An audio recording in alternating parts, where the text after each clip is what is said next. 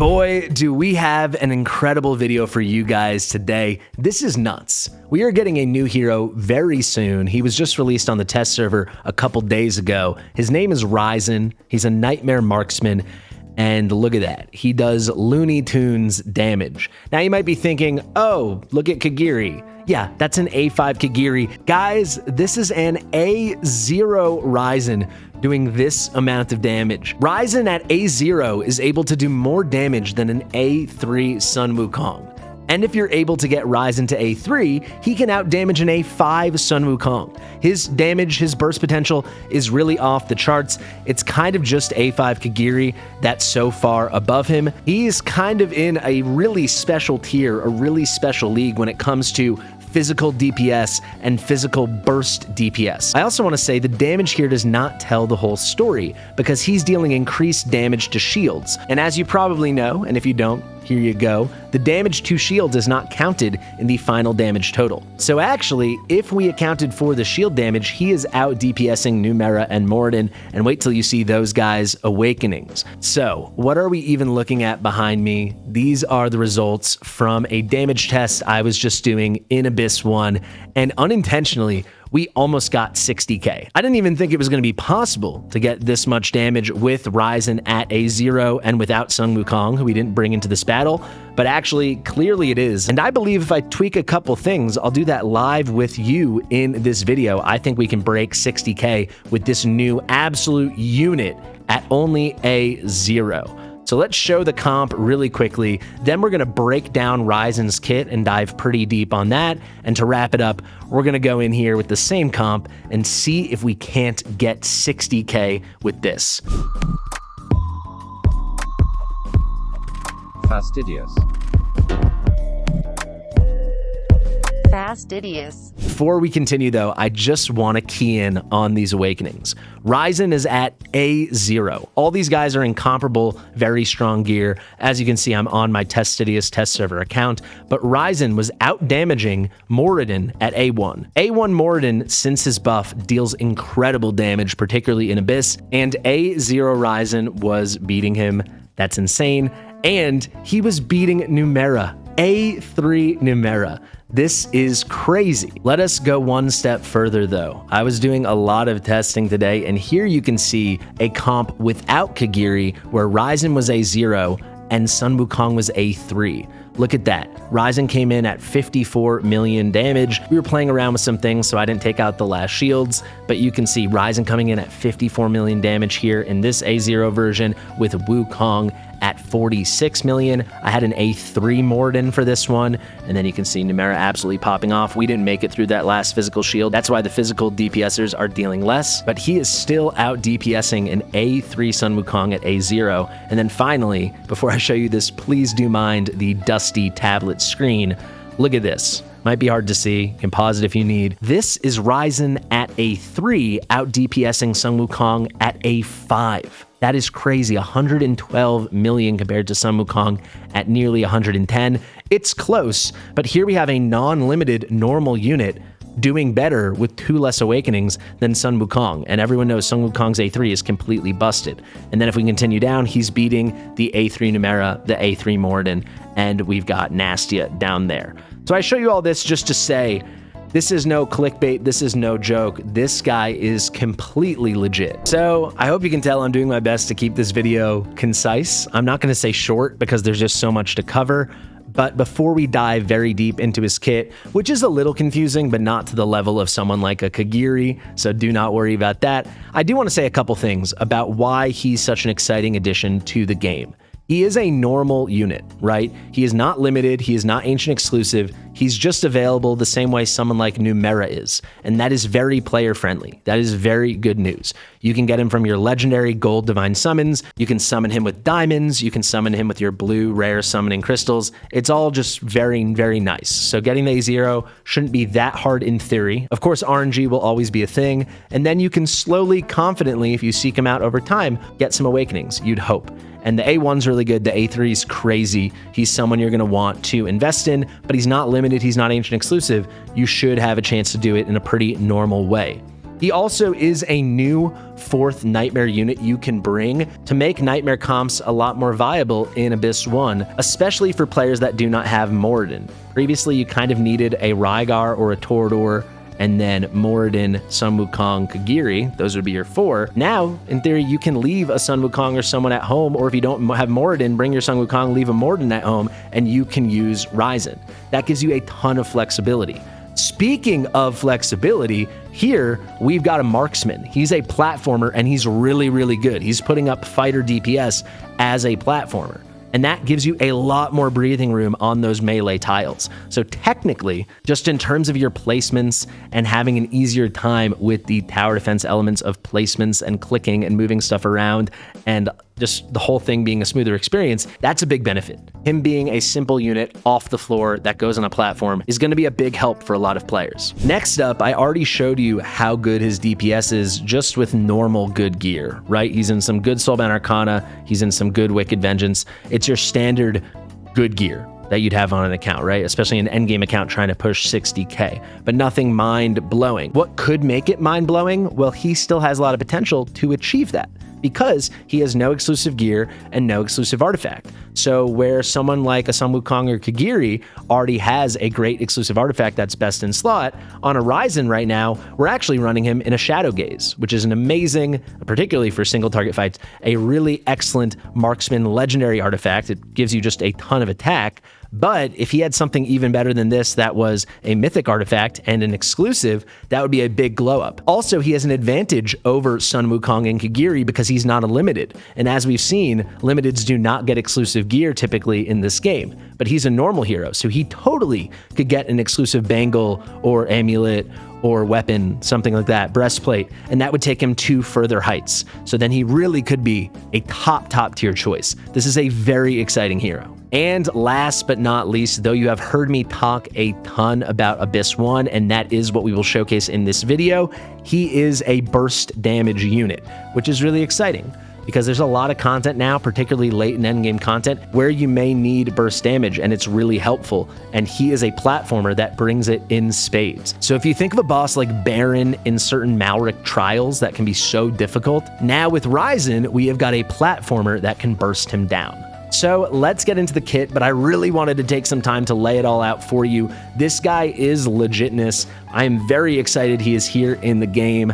Let's get into it. All right, folks, Raizan has quite the kit, so let's get into it, and let us begin with the talent, specifically focusing in on this thing here, Drums of War. You can see he has these 8 spinning drums behind him, and you can activate these. We'll go over how. And when they're activated, he deals crazy thunder and lightning, and he just goes OP mode, right? This mechanism here, the Drums of War, this is like the spoon that stirs the drink. This is the thing that kind of gets his whole kit going. So, with the talent, for every 10 instances of basic attack damage dealt by all allies to Raizan's current target, he will activate 1 Drums of War. So any basic attack damage dealt by him or any of his allies to whomever Raizan's current target is going to count towards these activations. So actually 10 instances is not that much, particularly in single target content, which is what he's all about. You know, where you have a bunch of people strictly attacking one thing. So every 10 instances, he will activate 1 of his 8 Drums of War.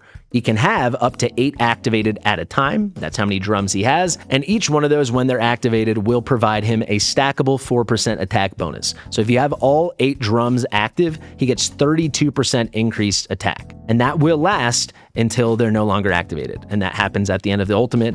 You'll see in a second. But that's crazy. Like, that's just crazy. It does not take him that long to get all these activated, and he gets a huge attack boost. But what do the Drums of War themselves actually do besides lending him some attack?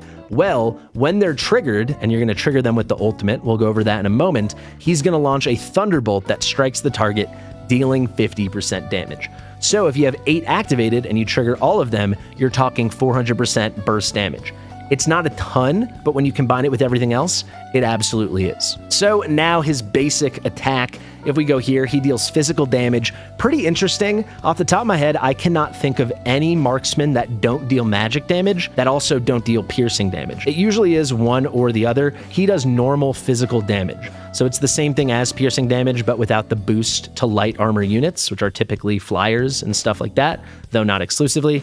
He's just dealing normal damage. So with this basic attack, he's dealing 120% damage to one enemy. And he's a real single target kind of guy. You're going to see that. He keys in on one guy and he bursts it down. That's functionally how his kit works. I also want to take this moment to say all the skills you're going to hear about right now, I will be discussing them at max skill level. So let's go to that ultimate now and let's find out how we trigger those drums of war. So his ultimate, Storm Strike, this is a manual ult. It is 900 costs with 600 initial costs, and it lasts for 20 seconds. However, it is one big instance of burst damage, and then a later instance of burst damage that is tied to a passive, and then the whole other 20 seconds is him just having juiced up attacks. And that will again make sense in one moment.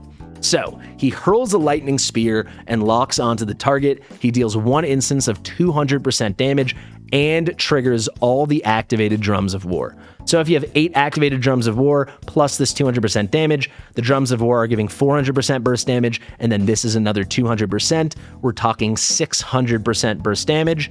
Afterwards then, for the remaining time, all his basic attacks become double hitters, and they're going to deal 100% damage. This lasts for 20 seconds, so he does the burst, and then the remaining 20 seconds, he gets these double hitters, so 200% damage, 100% per hit. Next up, during the duration of Storm Strike, of this ultimate, Drums of War can no longer be activated, so you can't reactivate them again until the ult ends, so all those double hitter basic attacks are not going to count towards the activation, nor will any other basic attack damage dealt by allies. So it cannot be activated till it's over. When the ultimate does end, though, he's going to consume all the drums of war. And that kind of sounds wrong. He kind of just turns them off. They're just no longer activated and they're done. Let's go to this passive, though, because this is what takes his damage to another level. It's something called Mark of Raizan. So any enemy that's hit by 8 Thunderbolts will be inflicted with Thunderbrand, and Thunderbrand is his mark. So if you have all 8 drums fully activated, which you absolutely will for any single target boss content, he's going to place Thunderbrand upon them. Thunderbrand is a mark that lasts 8 seconds, and during the duration of this mark, every single instance of basic attack damage dealt by Raizan or any of his allies is going to add a stack of 12% damage, and this stacks up to 80 times. At the end of this, it's going to explode, and you get a burst of all of those stacks. So for sure you can get like 40 stacks out. It all depends how many basic attackers you have going, how fast you build everyone, but 40 is a pretty good basement, and you can get all the way up to 80 stacks. 40 stacks would be 480% additional damage, and then 80 stacks would be 960%. It's just a ton of damage, and he can cycle through this all the time. Finally, his second passive, Sky Shatter. This is the ability that makes him such a god for any shield-based content like Abyss 1. So from this, Thunderbolt and Thunderbrand will deal 100% increased damage to shielded targets. So to put that plainly, double damage to shielded targets. Each time basic attacks deal damage, there is also a 35% chance to trigger activated Drums of War. So this is clutch. This gives a lot of other random bursts of damage. There are other ways to trigger the activated drums outside of the ultimate. And all in all, you'll just see once we start, the damage just comes pouring in. It is a very strong kit. It is very bursty, very well designed for taking down single target enemies. It's very good stuff. Let's go to the Awakenings, kicking it off with the A1. When Thunderbolt deals damage, increases the hero's penetration by 1%, stacking up to 20%. This effect is permanent. So anytime you trigger any of the already activated Drums of War, you are going to get the burst damage that comes with it, and then once he's A1, you're getting 1 stack of penetration. You can stack this up to 20 times, and it is permanent. So each ult, when he has all 8 drums active, will add another 8% penetration, so 2 ults would get him to 16%, and then keep in mind, from his passive over here, he can get some other triggers. It basically takes about 2 ults for him to shred 20% of all defense for the rest of the battle. Next up, we have his A2, and this is a perfect transition for something I've been waiting to show you, and that is his base stats. So at A2, he gets an additional plus 300 attack. So this is something cool about him. He has so much base attack. His base attack is 4,923. This is one of the highest values of any single marksman in the game, and if you get him at A2, he goes to 5,223. Let's actually look at the only other competitor. That is going to be Setram, and let's see what he's got. Setram comes in at 4,788, and Setram at A2. Does Setram even get additional attack at A2? Yes, he does, but Setram only, it's still the second highest in the game now, goes to 5,088. You can see where I'm going, though. Raizan does take the cake. He is now the singular marksman in the game with the highest base attack. While we're on the topic, we may as well break down all the other base stats. You can see the HP is incredibly high for a marksman. We're used to seeing 10, 11, 12k. He's coming in at over 15k. The defense is solid. The magic res is okay. It's actually slightly above average. He's a very strange cost at 21, but for most content, he's worth it. And for boss content, it doesn't even matter. And then he does have your standard single target 2.0 second attack interval, which is relevant because you want him attacking quickly. You want him getting out a lot of basic attacks. That's a key mechanism in his kit. If we go now to the A3, we showed the A2, that's the plus 300 attack. This one reads kind of funky, but trust me, it leads to so much more damage. Thunderbolt's damage will also trigger the Thunderbrand effect on targets. So if we look at Thunderbrand, right, this is that 8-second mark, and every instance of basic attack damage during those 8 seconds will lead to additional stacks of burst damage at the end. Now, Thunderbolts can trigger the additional damage from this as well. It actually reads worse than it ends up being. When I first read this, I thought that it meant that the Thunderbolts would just count as the basic attack damage essentially and add extra stacks of that 12%. But actually what it is those Thunderbolts can trigger additional bursts. I hope that makes sense. It's a little confusing. It's a little classic Moonton. If someone can explain it better, please do it in the comments, but it's just a lot more damage. His A3 is very, very, very good. At A4, all his damage is increased by 8%. That's very solid, especially in content like Guild Boss 1, like Abyss 1, where the defense is already very low. He's getting enough defense shred here. Just a straight 8% damage boost is nice. And then finally at A5, this is good, but not necessary, at least not for this kind of content. It's a death save. He gets a death save every 45 seconds. As long as 8 Drums of War are activated, he can resist 1 instance of fatal damage, heal himself by 30% of his HP, but then also consumes all his Drums of War. So if he does that, he can trigger that when he needs it, at most once every 45 seconds. All right, like I said, not the simplest kit, but also not the most complicated. I think you probably have a very strong understanding of how he works. Let's do some gearing, and then let's head into battle. So how do you build him? He is very burst-oriented. He is not going to be a basic attack-driven DPS, even though you want him doing a lot of basic attacks. I hope those reasons make sense. The basic attacks kind of keep everything going, but the big damage is coming from burst. So for that reason, he is not a good Infernal Roar candidate. For damage, for the best result, you're going to want Soulbound Arcana or Hell's Lament and Cataclysm. It depends on the content, but in general, Soulbound Arcana and Cataclysm should be the best, but in things where he's more bursting on and off, Hell's Lament can be really nice. So something like Malric, he'll perform very well in Hell's Lament. If we look at the left side, we've got him in Wicked Vengeance. Definitely going to be the best, especially considering how high his base attack is. You definitely want to pick up some more crit damage. That being said, Warlord would still be phenomenal, and if you need lower tier sets, you could get away with Calamity, and worst case would be Annihilating Might. But we've got him in some nice quads over here. It's definitely a good build. We're looking at attack bonus main stats for all the pieces on the right, and then just hunting a lot of crit damage, a lot of speed, flat attack if we can get it, like on this piece, and then a little bit of HP, because it doesn't take much, but you do want a little HP bonus for content you want to keep him alive in. It's going to scale very well off of that very high, for a marksman, very high 15k HP. So all in all, the final stats we're looking at are nearly 30k HP. He's got 20.5k attack, which is so much for a marksman. That's crazy. So much. He's got such good base stats. 1.0 second attack interval, 477 attack speed, crit capped with just half a percentage under 350% crit damage. And once again, for the artifact, I'm running him in this juicy maxed out Shadow Gaze. You could totally run him in something like a Blight Collars or a Spirit Siphon, But if you've ever seen a Lucius video getting into this, Shadow Gaze is kind of funky with how it interacts with certain single target bosses, and on Raizan and in Abyss 1, that's no exception. It's a very good choice here. So I think we've got a strong understanding of his kit and how he works. Let's see it in action. Let's head into battle. Here we go, guys. A0 Raizan, no Sun Wukong in sight. Let's see if we can't get this 60k done. If you're curious about everyone else's builds, I'll show those after the battle. But TLDR, similar kind of build to what he has, you know, for each respective role. It's good test server gear. So let us begin. I guess one thing I got to mention gear-wise is we have 2 Wings of Grace heroes and 1 Invig hero. I'll shout them out as we put them down. First things first, we got to place our Kagiri in the middle here, pointed up. Now we've got our first Wings of Grace unit. That'll be Diao Chan. She goes right here. You can see plus 12 attack right behind my big fat head. Let me make myself even smaller. We're also going to trigger her to black mode, switch her over. Now we're going to place Moradin here, pointed up, and we are going to place Aelin. Aelin will go right there, and you'll see Aelin is an Invig, so Moradin is getting plus 10%. Now we're going to place Raizan here. Doesn't matter where you put him as long as he's in the right range. I'm putting him here, though, so it's easiest to see him, and you can see those 8 drums on his back. Now we're going to place Narissa, who's our other Wings of Grace unit, so we've got plus 12% on Raizan right there, you can see. And now we go and we place everybody else. So we'll place Vorn here so he doesn't get in Raizan's way. Just visually, I mean. We got Nastia. We got Numera right there. And finally, we're going to get Tordor.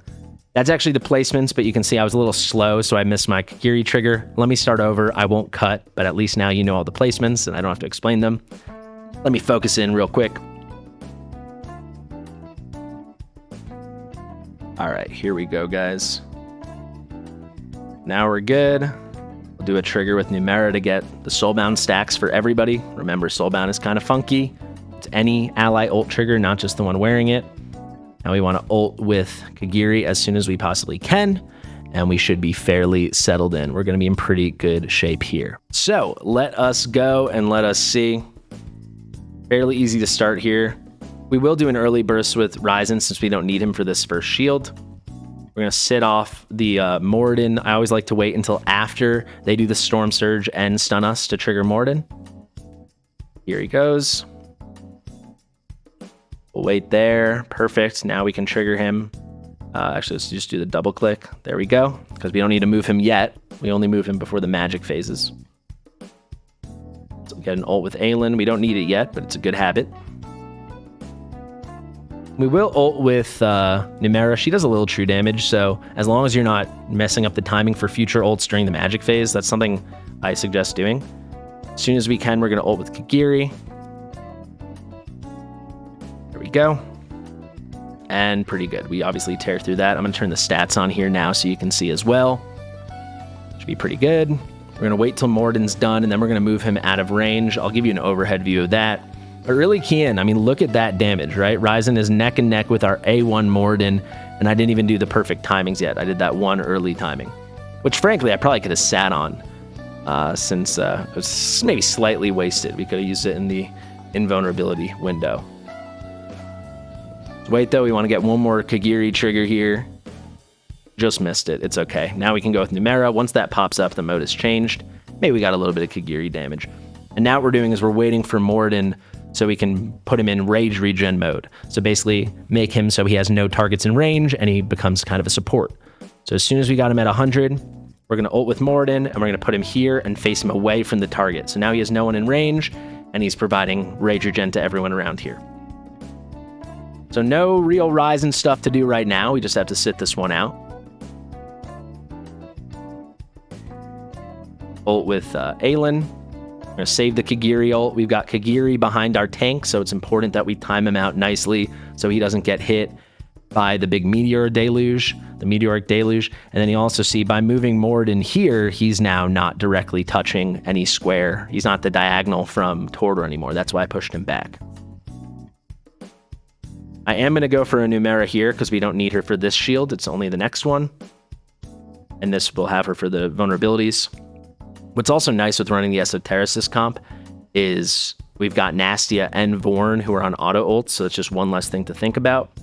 Let's ult with Kagiri right now, so now he parries and he doesn't die. and we're looking pretty good. We should tear through the shield. We're at 20.5k right now. Let's wait. We'll get a little Numera burst here, and then we'll get the vulnerability. Looks good. Very nice.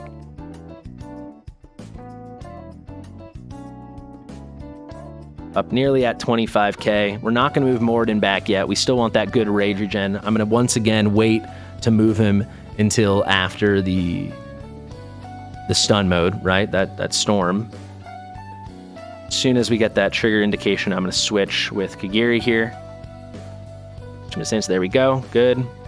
And let's keep going.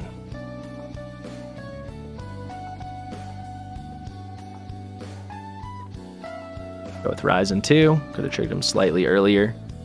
Hopefully it lines up with the shield, but again, it's not the end of the world if it doesn't, because we don't need him. It's the shield after this where he's going to be the superstar, I hope. Regardless, the damage is already doing great. Let's go with Aelin now. So here's the Storm Surge, so it's right after this. Once we're done being stunned, that's when I'm going to go in with the Moradin.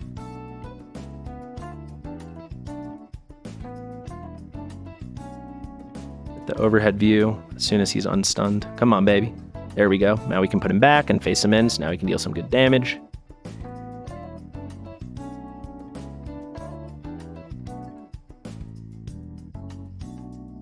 Now we'll get ready with Kagiri.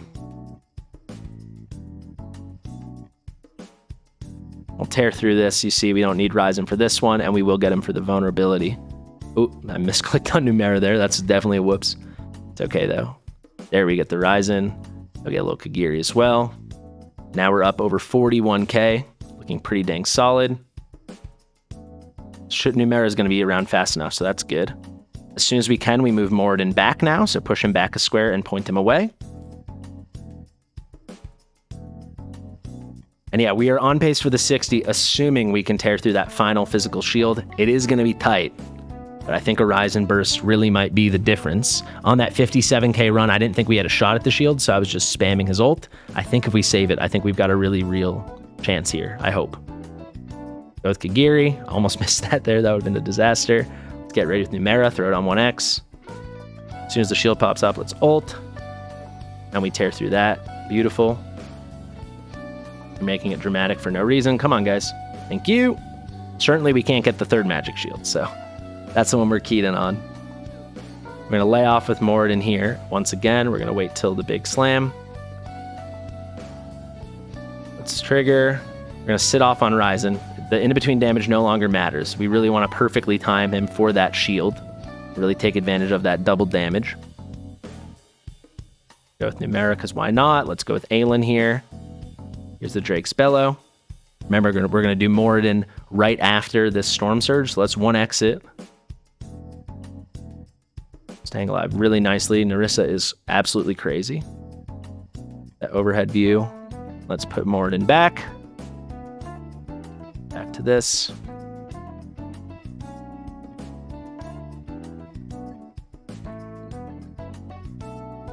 Here should be the worm. There's the Worm's Wrath. Ready with Kagiri. Let's get a nice burst. We'll even trigger Tordor. You notice I never do that because the damage is so negligible, but this is the time we need it. Look how close we are to that 60k. If we take the shield down, it's over. But something else to consider, if we'd bursted with Raizan, that already might have gotten us the 60k. I'm not going to do it again, but I want to see if we can take down this shield, so that's why I'm holding off. Let's see it. There we go. There's the big burst. Looks like we're doing good, but just not good enough, unfortunately. However, a little bit of refinement, and for sure we could get it. And you can see, if we had bursted with him before, we easily would have had the 60k. Pretty crazy stuff. Pretty phenomenal stuff, honestly. I'm very curious about the final damage here. So let's take a peek.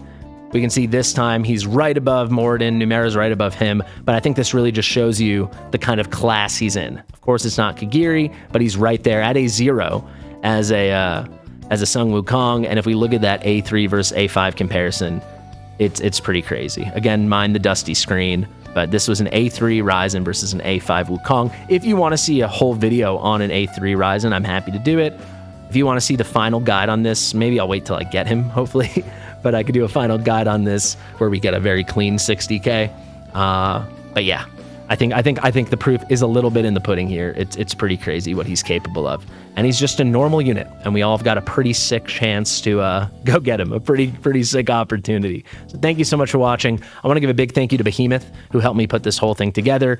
He's kind of an Abyss 1 expert, so he was giving me a lot of tips on how we could optimize it. I'm sure once he sees this, he's going to think of like 2 new things that would have easily gotten us the 60K. But I can tell you right off the bat, if 60K was the goal, we could have just skipped that 5th shield and been bursting already. We could have gotten a 2nd Kagiri ult off pre-shield, and we could have gotten Numera true damage, and obviously Raizan could have gotten his ult entirely, plus the 20 seconds that followed it with the juiced up damage. So I really do appreciate you guys taking the time to watch my video. If you enjoy my stuff, subscribe to the channel. Thank you to Mitchell for editing this video. I knew this would be a hard one to put together, and he's got the goods, so I called it in. Thank you, Mitch. Thank you, guys. Share it with your mother. I've been Fastidious, and I'll see you real soon. Bye.